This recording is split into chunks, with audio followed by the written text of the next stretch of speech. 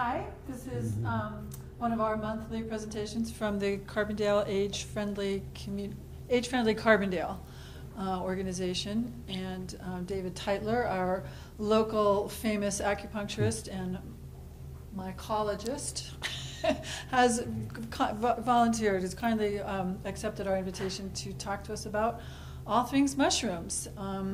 He's got about 4 topics. There's kind of magic mushroom, psychedelic kind of stuff that maybe we'll talk about at the end.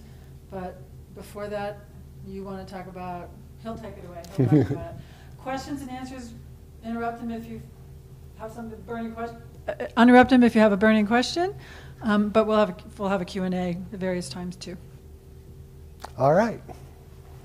Well, so I'm here to talk about mushrooms, one of my favorite topics, actually. So I guess we have a few people in the audience and people out in cyberspace. I don't know if cyberspace people, can they type in questions or anything? Okay, so you can type in questions. I can't see them, so someone would have to interrupt me and let me know what a question is. And I'm happy to answer them. So if you guys have questions as we go, I think feel free to raise your hand, and I guess you'll have to speak into a mic. Well, as Susan said, I'm Dave Teitler. I grew up in Crested Butte, where there were a lot of old-time miners who came to America from Europe, like Italy, Croatia, Serbia, Slovenia, and in all those countries there's a big mushrooming heritage amongst like Eastern Europeans. And so when all of those people who came to work in the mines in Crested Butte found out that the same mushrooms grew around Crested Butte that grew where they came from, I think they were quite pleased. And so there was a pretty strong mushrooming community and spirit from the folks that we called the old timers, who were the miners. And so a lot of, I think what I learned was kind of stuff that was, I guess, handed down from the old timers to the hippies who moved in the 70s and 80s, and then I learned a lot from them. And then over the years I've read and learned stuff as well. So from a foraging perspective, that's kind of where my background comes. Medicinally, I'm an herbalist by profession, acupuncturist and herbalist. And within our herbal pharmacopoeia are a lot of mushrooms. And there's a lot of intrinsic value within the mushrooms that is particularly effective as an herbal. So there's the foraging part, there's the medicinal part, and then there's the psychedelic part, which seems to be a hot topic these days, interesting topic these days, and there's a lot of research and work being done in that realm as well. So those were the kind of the 3 realms I wanted to talk about: foraging, medicinal, and psilocybin. Is anyone, any of those areas that anyone's particularly interested in talking about or hearing about or have specific questions about? It's not a specific question, but I love to eat mushrooms. Mm-hmm. And I'm wondering about, I mean, I know they're not bad for me, but in what ways they're good for you, what they add to you. So the question is, in what ways are mushrooms good for you? Because this fellow likes to eat them. And so you're wondering about like nutritional. Yeah. Nutritional. Nutritionally, right. Okay. Well, then let's start off with foraging. So here in Colorado, we have kind of a smaller season for foraging. Pretty much July and August is the main foraging season here in Colorado. If you're in the Northwest or in California or back east where it rains a lot more, then the seasons are much more extended. But here, since we don't get a ton of rain, it's when the monsoons come in July and August, is if they come, then we will have mushrooms growing. Some seasons it doesn't rain enough and there's literally no mushrooms in the forest. And so that's a bad year. And then we have to wait till next year and keep our fingers crossed that it will rain. You know, a lot of snow helps, but I think in the end it still ends up just being, does it rain in June and July and August is really a deciding factor. And then, yeah, I'll go through some pictures to show you some types of mushrooms you can find. But one thing that's really interesting about mushrooms and that people are learning more and more about is this kind of symbiotic relationship between mushrooms and other plants or trees in the forest particularly. And so the word for that is mycorrhizal. And so the word mycorrhizal means that there's a beneficial relationship between the fungus and the plant, say a pine tree. And so the mycelium of the mushroom, so the mushroom, like in this picture, that's like the fruiting body. So that's like an apple on an apple tree. Whereas underground, you have the mycelium, which is like the tree to that apple. So underground, there's this network of, it's mycelium. It's like little silky, fibery stuff that goes everywhere. And so for, you know, the mushroom you see, there's, you know,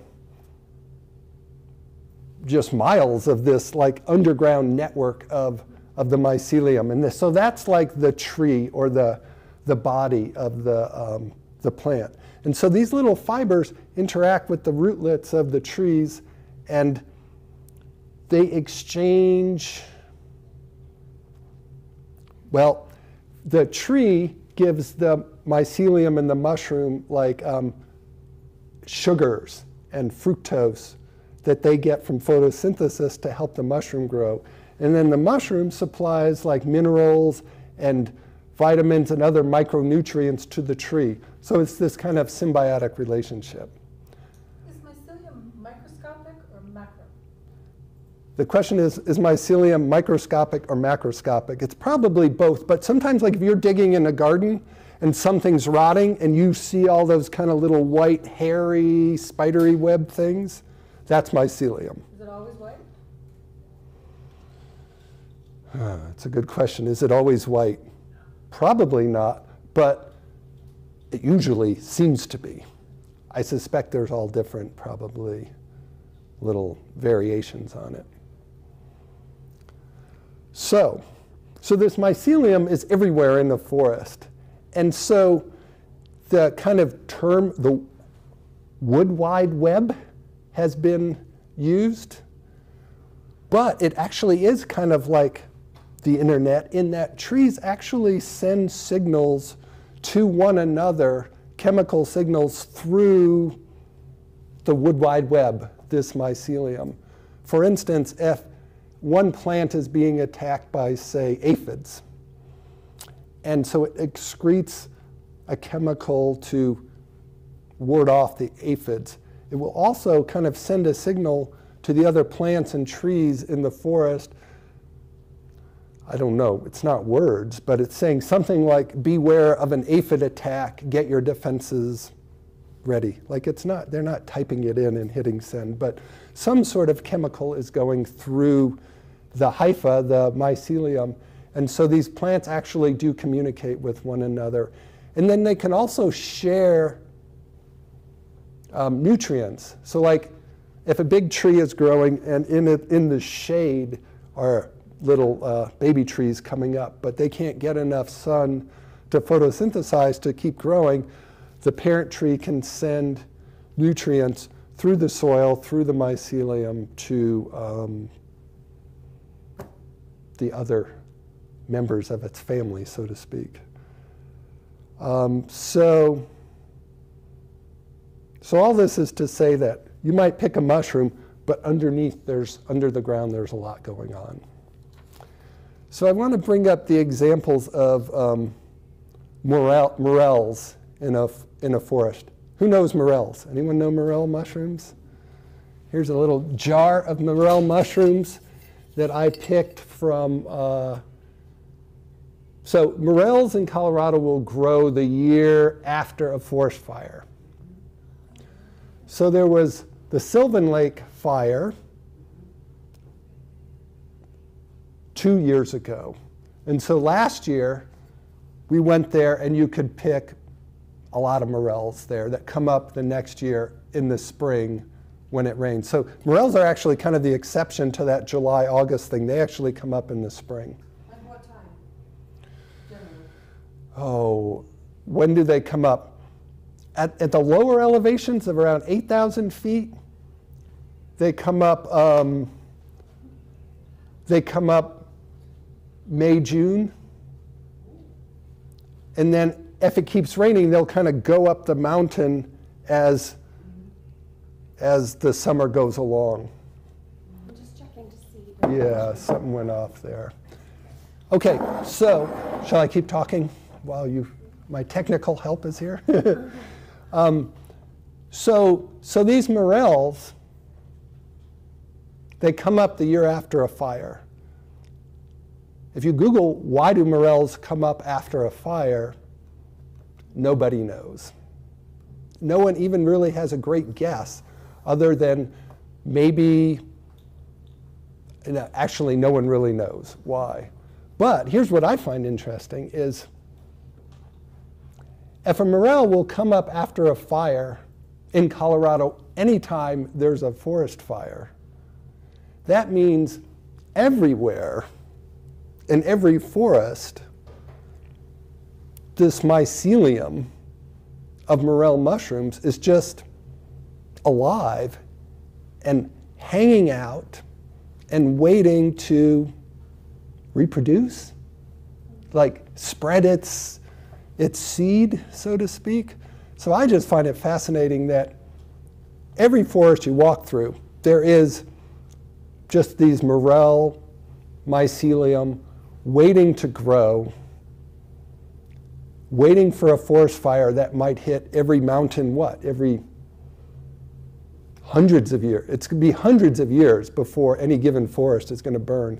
And then this fungus, it's not a plant, it's not an animal, it's a fungus, is just hanging out waiting for that opportune moment to grow.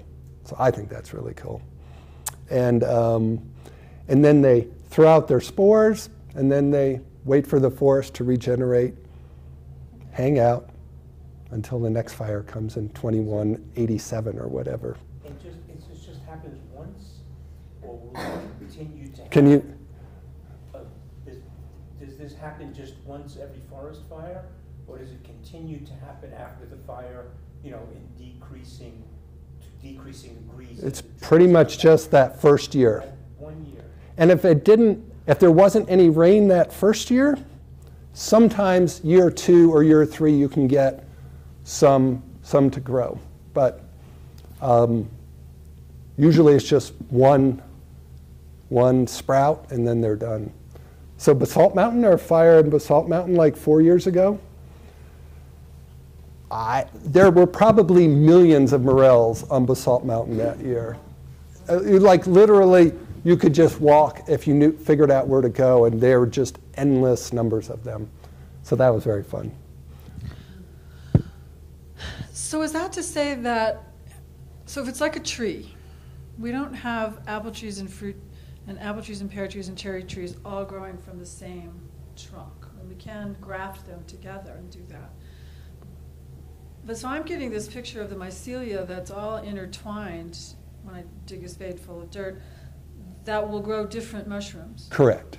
And some years, if it's the right conditions, like heat or something triggers Fire. morel to go.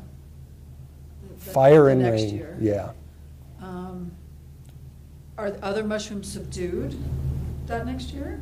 No, probably Or will not you see necessarily. morels coming up with other kinds of mushrooms altogether? You could, except the morels come up at a different time of the year. So really it would pretty much be them. But the point is, yeah, so the analogy of the tree is maybe better said like, if you pick a mushroom, it doesn't kill the organism any more than picking an apple off a tree kills an apple tree.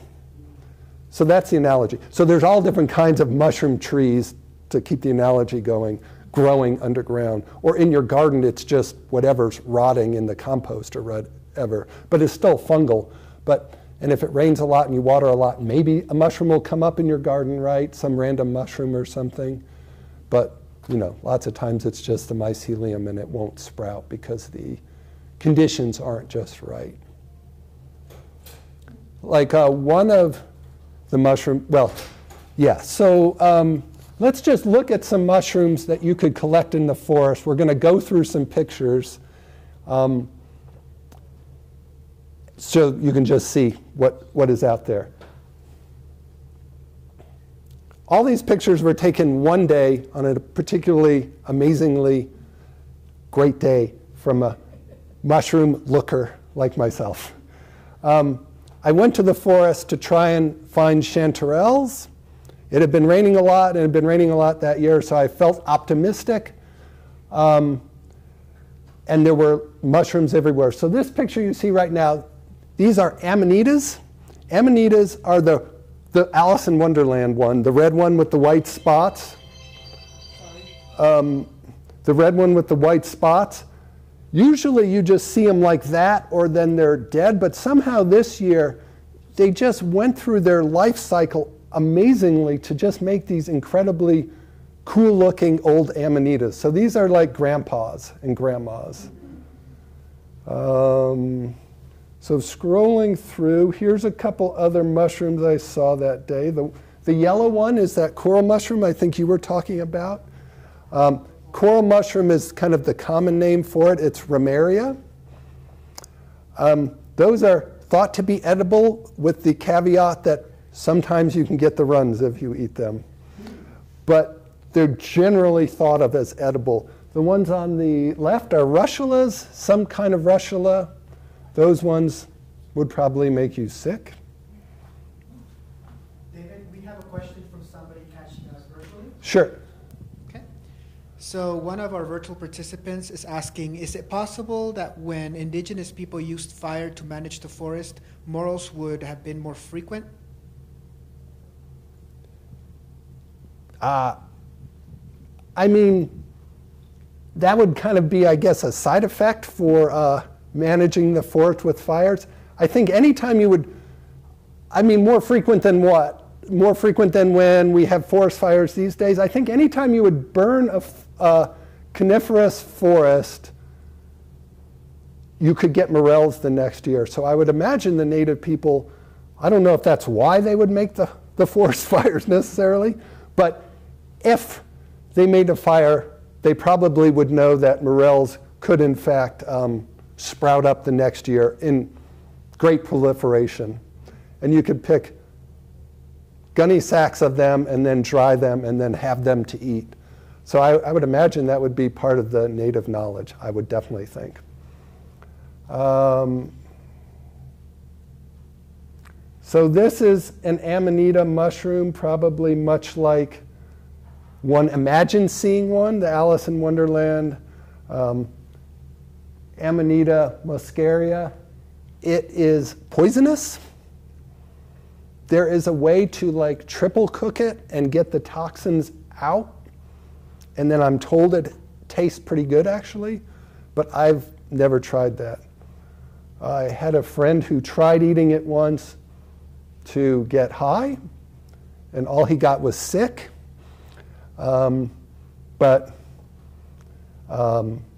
Yeah, so this mushroom, the amanita, that particular day was out in force.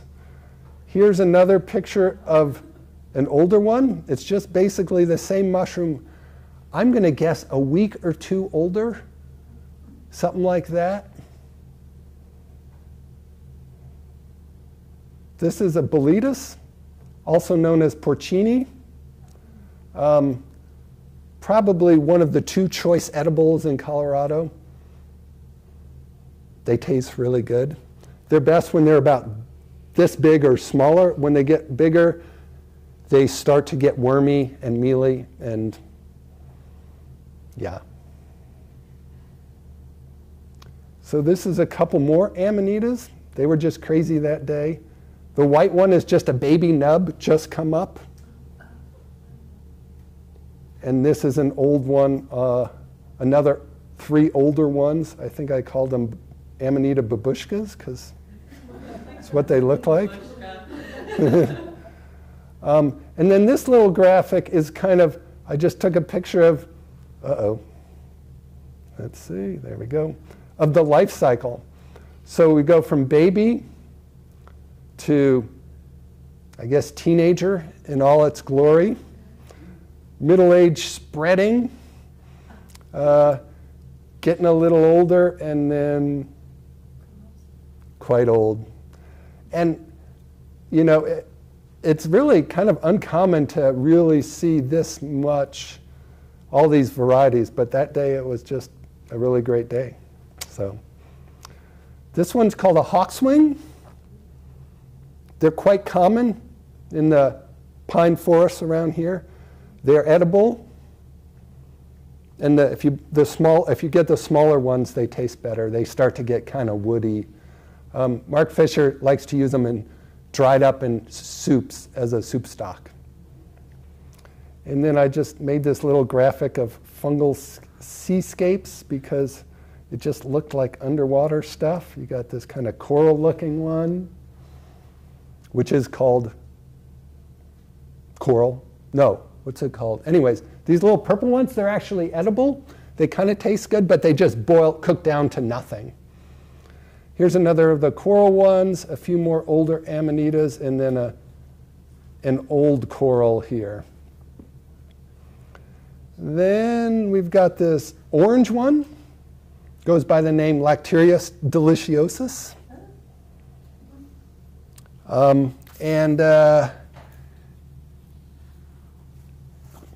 It's known to be rich in proteins, crude fiber, unsaturated fatty acids, and it has B vitamins, Lacterius deliciosus. And then the white one's a puffball. Those are just a little puffball. Sometimes you get those big ones, but these are little ones. Those are edible. Taste kind of like tofu in that they'll acquire whatever taste they're cooked in. So this is one of those middle-aged spreading amanitas from underneath.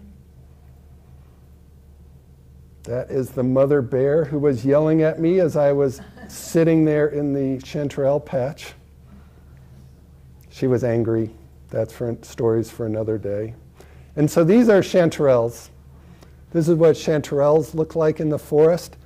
They're probably the other prime edible in Colorado, boletus and chanterelles.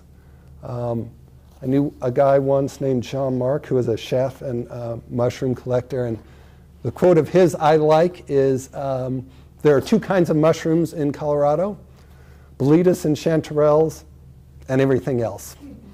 So the point being that they're the ones that really taste good. These are boletus porcinis that just overgrew and just started looking pretty weird. So do you eat the whole thing, the tops? Well, that young one I showed you earlier, you would eat the whole thing, top and stem. These ones? These ones you wouldn't eat. These are too old. They'd be wormy and yucky, but they're cool looking. So, one more old babushka, and the cute little. These ones I don't know what they were. I could never identify them. And then, so this is the same amanita that would have been the red one, but it's growing in a dry air on a dry south-facing slope. So that's what it ends up looking like. But same mushroom. And so yeah. So that was one day of foraging. I did collect a bunch of chanterelles in my basket, and then that bear started yelling at me from the tree because I did not know the patch was literally right below her in the tree. So that was exciting. Scared the shit out of me, actually, when she started going. And I'm like, what is that? And I saw her. But What magazine was that article in? it never really made it in a magazine. It was in a mushrooming journal, and it's on my website. So if you go to carbondaleacupuncture.com, to the links and blogs section, you can see the article and read it and look at the pictures. So any other questions about foraging before we move on to the topic of, let's say, medicinal values? I got one. So everything that I've known that people forage, they always cook. They never eat raw. But the ones that we get from the grocery store, they're fine to eat raw. Or is it not fine to eat? I guess you can eat those button mushrooms raw, but I think it's always best to cook. The conventional wisdom is always best to cook mushrooms. And as you'll about to find out in the medicinal part of the talk, is that the polysaccharides in the mushrooms, the sugars that are the immune building parts, are only water soluble. So you have to cook them in water, like steam them, to break those cell walls down so that these polysaccharides are viable. Because if you just eat that mushroom, it's just going to go right through your system, and the healthy part will then just come out. So, cook them in oil? Same thing. If you cook them in oil, some constituents will come out, but to get the polysaccharides, which is the most healthy part, the anti-cancer part, the immune-building part, it's got to be cooked in water. You got to steam it to break that down, those cell walls, and make them digestible. So then portobello mushrooms, which they say you can grill portobello mushrooms grilled? Well, probably there's a big water content in them already. So I think if you grill them, it probably breaks that down. But it's always, I think it's best to steam mushrooms and then throw your butter or your oil in at the end for flavor. But to cook them first in water, or even dry cook them in the pan and let the water of the fresh mushrooms bleed out, and then steam, and it'll steam that way. But if it's dried mushrooms, then you got to add water. But you're already going to be adding water there. Yeah. Can you say something about farming them? Because I suspect, I do most of my foraging in stores. And actually, I do all of it in stores. And the ones, obviously, people aren't out foraging for those and then bringing them to the stores. How are they farmed? Well, I don't know a ton of that other than pictures I've seen, but they just have these big, kind of humid, correct temperature, ideally situated little labs where they grow them in. That Mike just went backwards. I don't know too much about that, other than they just try and recreate some sort of natural habitat, and then they can grow lots of them at the same time. I don't have a mic, so maybe, Alice, you could repeat it, but when I was a child, we visited where they were grown commercially in Kingston, New York, different climates. So he was saying they're grown in a cave, right, so it's humid there. And so they can grow. I don't know. Some don't need light, and some do need light. So that's the only place I've ever seen. It's just that different. Yeah. So each different mushroom is going to have an ideal growing situation, and so whoever grows whatever strain of mushroom probably knows what that habitat is. Okay. So medicinally in mushrooms, it's these polysaccharides, these little sugar. Sugar molecules that are really good for the immune building part and kind of for the anti-cancer part, which is kind of medicinally what mushrooms are best known for. So, and usually when it's anti-cancer, it's not killing cancer cells. It's called host-mediated response. It's building up our immune systems so that our immune systems are more agile and able to fight off, stop the proliferation. So it's really tuning our engines, not so much killing the cancer cells. So in my clinic, in my acupuncture and herbal practice, I use these mushrooms a lot for people to help strengthen the immune system, strengthen their immune system. And so to use mushrooms or any other sort of herbal or food property to strengthen your immune system, it's something that you got to do over a period of time, months, to build up your strength. So I kind of the analogy I like to use is the moat around a moat around a castle. So if our body is the castle and the moat is our immune system, you know, you dig the moat wider and deeper in times of peace, when there's no barbarians attacking. So you eat your mushrooms, take your herbs to strengthen, eat well, exercise, de-stress to strengthen your immune system. So you're digging the moat wider and deeper.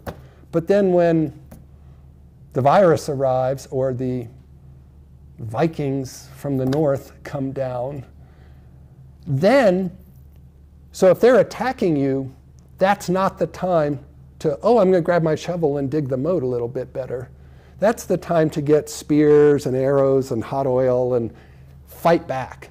So then you would use a different class of herbs if you're getting sick.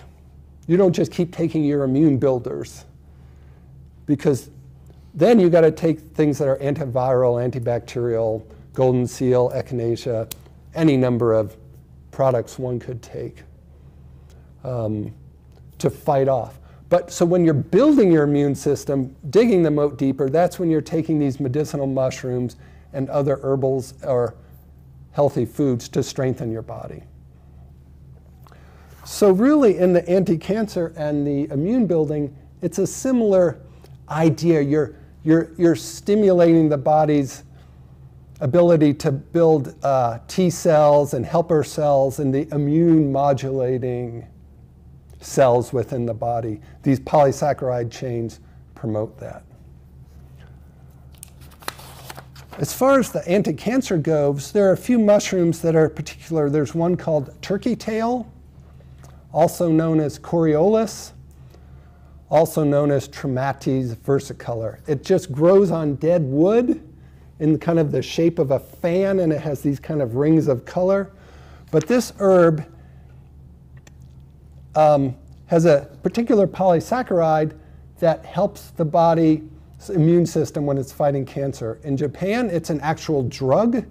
Like if you're getting chemotherapy for colon cancer or breast cancer or other cancers in Japan, they might also give you this, however they extracted this medicine from this mushroom in addition to the chemotherapy and radiation. Also, maitake mushrooms is frequently used in Asia for conjunctively with other therapies for fighting cancer. And pretty much any mushrooms, most mushrooms you eat will have these sugars. Like if you're cooking with mushrooms and it bleeds out that liquid, and then you cook it down a little and that liquid thickens up a little bit, those are those sugars, because they're kind of that liquid is kind of sweet. So it's these sugar chains. That's the good stuff. Drink that. Yeah, and like the porcini mushrooms, the boletus, this one, when you cook those, it just makes a nice, thick, kind of, juicy sauce. And so the boletus is rich in polysaccharides and alkaloids, and let's see, in my notes, also high in proteins. And so, I recently came across a source that talked about the different micronutrients in mushrooms. But personally, especially like foraged mushrooms, I just think, each different mushroom's gonna pull something different out of the forest. Talk about an organic garden. That's been organic for the last zillion years. There's gonna be good stuff in there. So I kind of just trust that if I eat a wide variety of foraged mushrooms, I will have a wide variety of great nutrients for myself.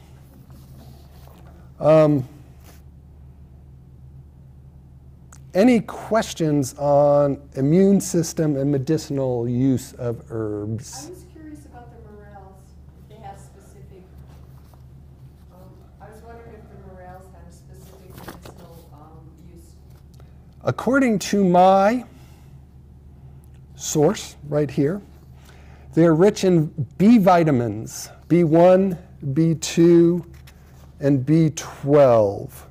And then my other source from fungusamongus.com, take that for what you will, vitamin D, proteins, vitamin D and vitamin B, and other riboflavin, niacin, thiamine, and minerals, potassium, copper, and selenium. But yeah, and then it says it protects the stomach, nourishes lungs, and strengthens immunity for morels. So in one of your treatment rooms, you have a wall full of herbs and jars of things. Are a lot of those mushrooms? About 5 of them. So in traditional Chinese medicine, they use mushrooms amongst other plants in what we call herbal medicine. There's also some animal-based products in there and mineral-based products in what Chinese medicine just kind of calls herbs generally.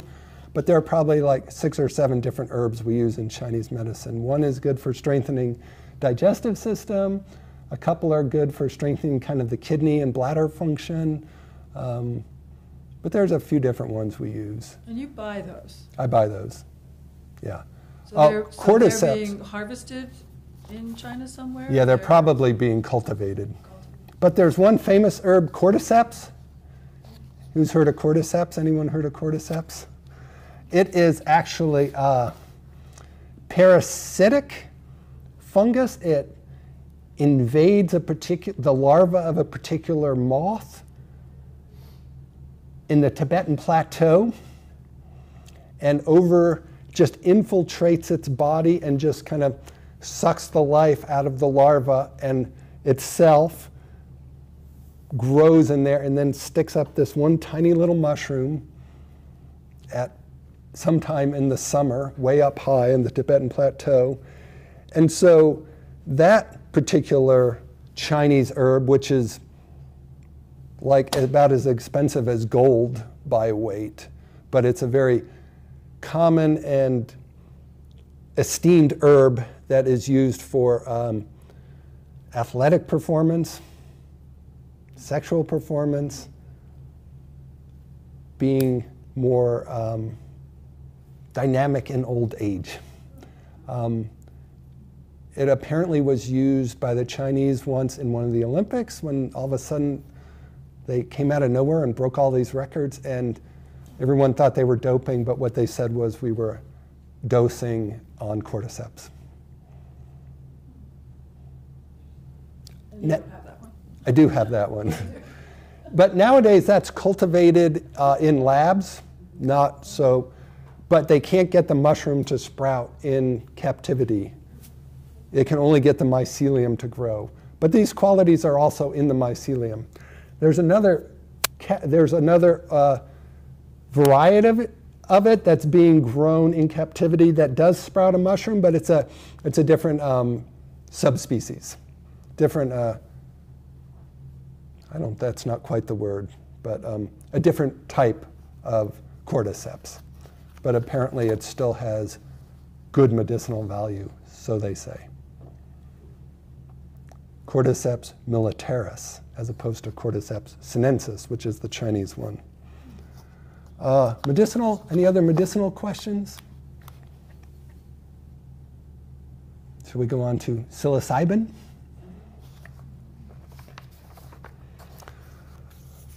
Has anyone read Michael Pollan's book? Everyone, a lot of people. So that's a great history on the psilocybin.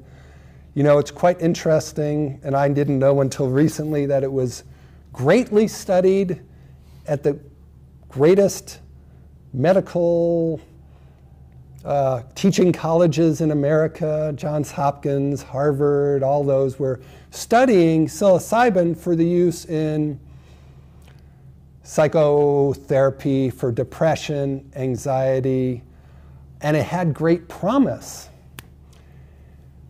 But then the hippies got a hold of acid and psilocybin and started using it recreationally, and so the government worried, I don't know about what, that people might get too creative or too crazy or whatever, and so the government kind of shut down all the research with psychedelics and psilocybin, and I think in the last 10 years or so, that research is starting back up and continues to be promising. So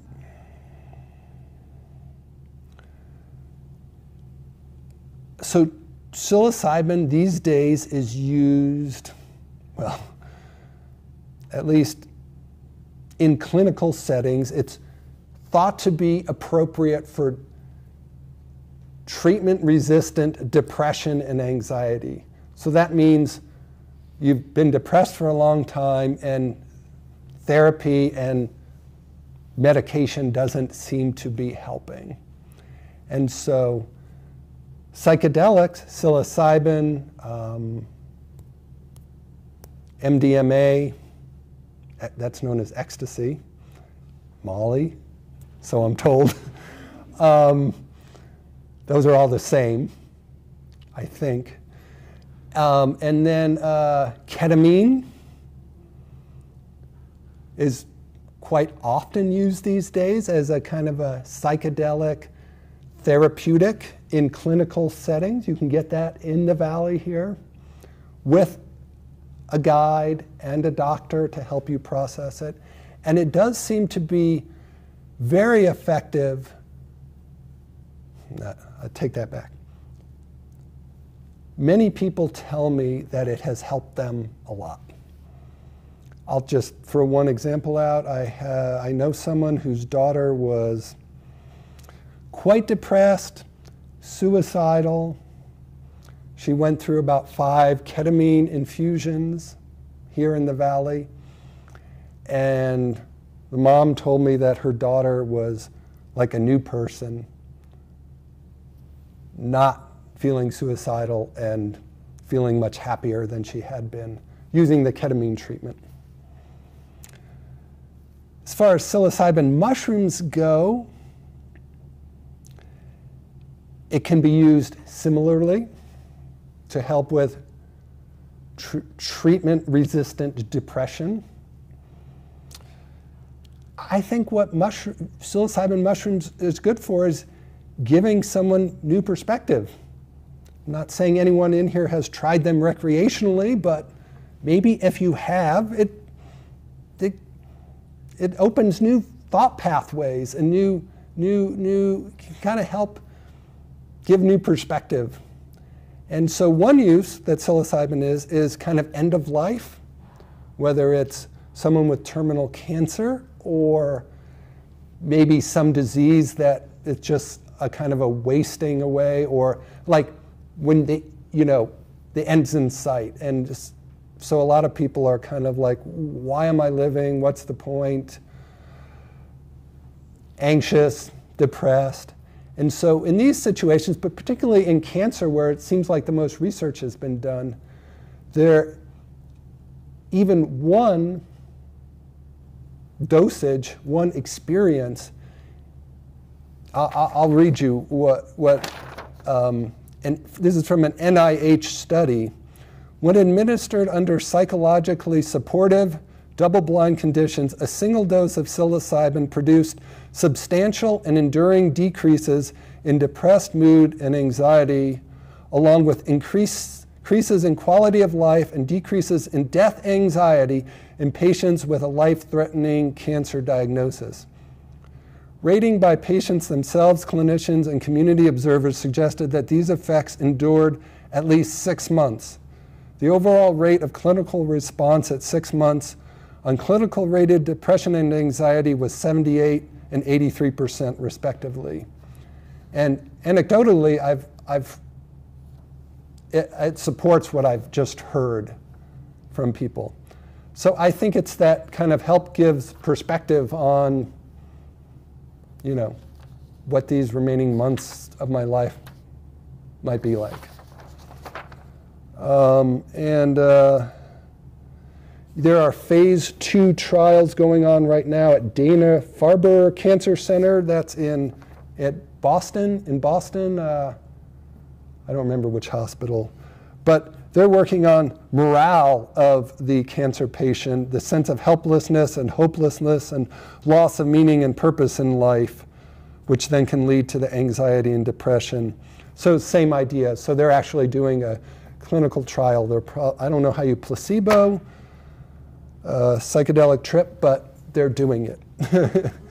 Maybe they just play Alice in Wonderland with everyone, and you know, I don't know. But I think the point being that there's a lot of promise for using psilocybin to help people with real health issues. And then there's microdosing, which is very popular these days. And so in microdosing, you're taking a dose that's you don't feel. So like you wouldn't know that you've taken it, like you don't experience the high or the trip. And you take it in this small dose, maybe 10 days on, a couple days off, or something like that. And the idea of microdosing is to help, I think I have this right. The mushrooms, like lion's mane is another mushroom that will do this, kind of helps nerves regenerate and creates new neural pathways in the body. So if we take PTSD or any sort of trauma as a disease category, lots of times in trauma, you're just going back to this same neural experience of the trauma. So these mushrooms help create new neural connections, can help reroute some of the brain's kind of processing or that same kind of pathway that it just is stuck in. And so using mushrooms, either microdosing or macrodosing in a guided trip, both have seemed to be effective in treating both just trauma in general and PTSD specifically. You can read many anecdotes of that. And yeah. Any psilocybin questions? Who in the valley would do that, and what qualifications would they have? Are we off the record? No, we're still on the record here. So we are on the record. Can you talk to? Why is that an iffy kind of thing? Well, the legality is kind of iffy. Like I think, just in Denver, I think it's legal, that psilocybin is legalized, but not in Colorado. Exactly. It's been decriminalized, but it was also statewide. We voted last year. Oh, that's right. We passed that statewide. We passed it, but it's not in effect yet. It's like got a 18 months, 2 years. So it's decriminalized to possess, but I don't know if it's decriminalized to grow it. You can grow it? You can grow it. You can't sell it, I don't think. Anyways, you can give it to somebody.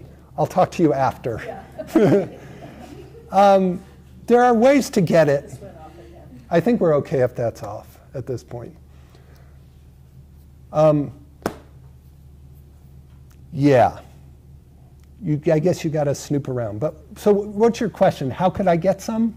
Or who is qualified to be the guide? Yeah, how is it administered? Like how would it be administered for someone who has PTSD or trauma or one of those conditions? I think the best way to do it is you find, there are people who are guides.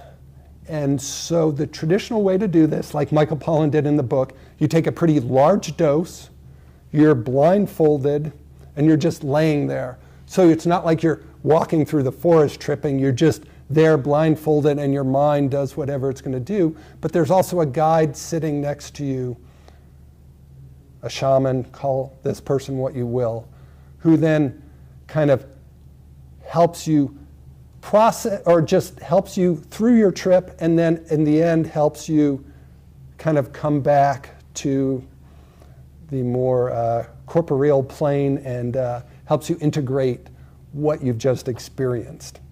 Because some trips are good, some trips are bad, some trips are in between, especially at this really kind of high dose, kind of higher dose than you would do recreationally. But what qualifications would someone have then? Yeah, it's pretty great. That's part of what we voted on. It's a pretty. That there will be a licensing procedure. It's very gray at the moment. It's a pretty gray area. I think they pretty much hang a shingle right now and say I can do this, and I have done this, and this is what I've done. It's pretty gray at the moment. But that being said, I know of people who do this service for folks, and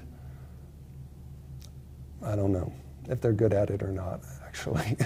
It's a pretty gray. I think if you give us a few years, there's going to be some clarification on that, but hopefully it won't become too clarified that there's too many hoops to go through, because it is plant medicine. Like that law that passed really was for plant medicine. So I personally think probably the less regulations, the better.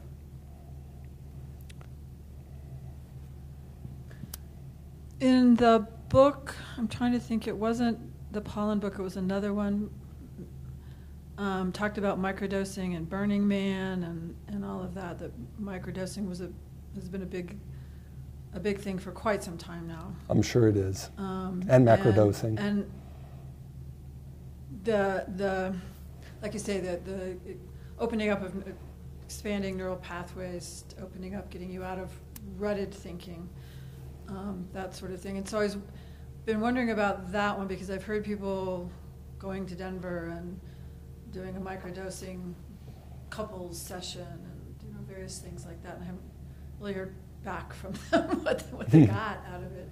And so that was curious to me, that you could get, I hadn't heard what you said about microdosing, that it needs to go on for many, many days. Yeah, I think microdosing generally goes on for many days.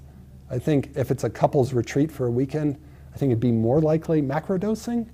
Yeah. Like, that would be my guess. Yeah, I mean, it's a very nascent sector of care, and a lot of it is still kind of underground. Some of it's becoming more overground. I know there was just a talk at Valley View Hospital a few weeks ago, or a month or two ago, about a talk by a qualified person to the staff, it wasn't to the public, about what he has learned about using psilocybin for psychiatrics and psychological use. I think it's, yeah, it's... Do mushrooms in general, I mean psilocybin mushroom therapy, does it react with, say, somebody's taking seizure meds, or, like some meds don't mix? Is there issues with that? Probably. Yeah, I don't even know, I mean,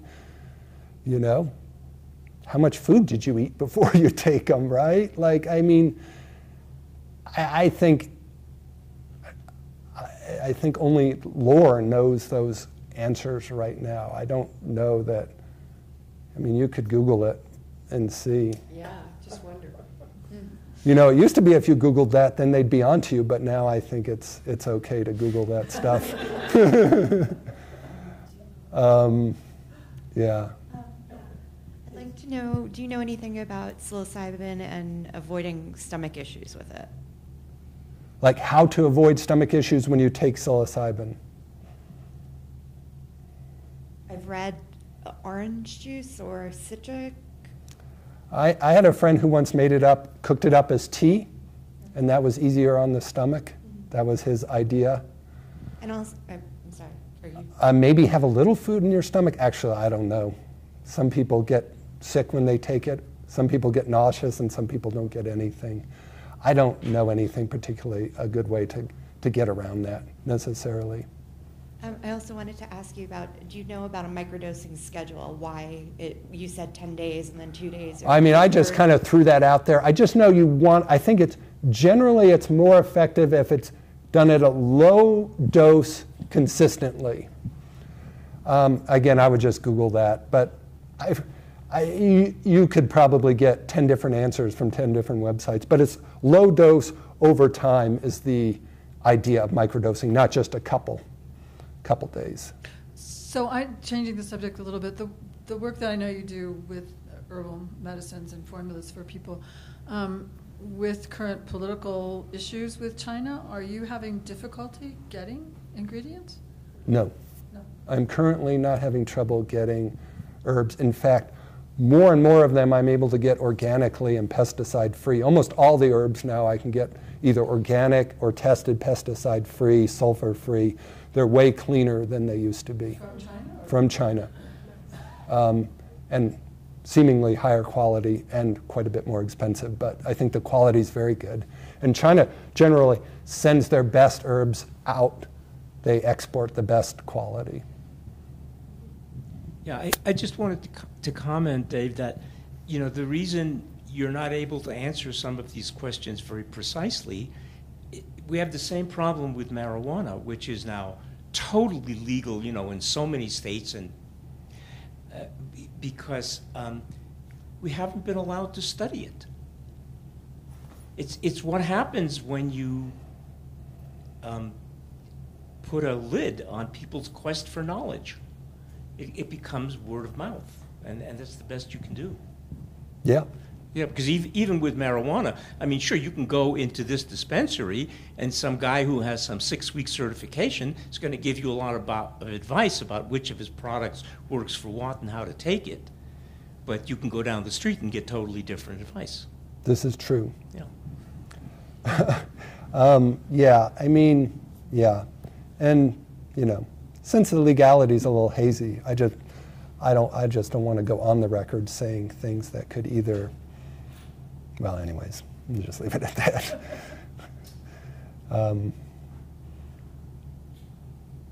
Any other questions or anything else you wanted me to speak on?